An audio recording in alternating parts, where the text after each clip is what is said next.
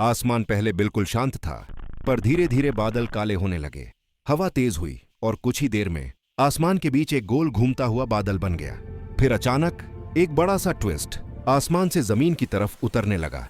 ये था tornado, nature का सबसे खतरनाक रूप, जिसे जो मिले उसे हवा में उड़ा दे।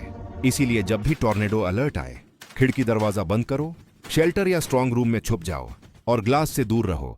याद रखो, टॉर्नेडो से लड़ना नहीं, सिर्फ बचना होता है, क्योंकि जिंदा रहना ही सबसे बड़ी जीत है। अगर वीडियो अच्छा लगा हो तो वीडियो को लाइक, शेयर और सब्सक्राइब जरूर करना, ताकि आप तक ऐसे और इंफॉर्मेटिव वीडियो पहुंचते रहें।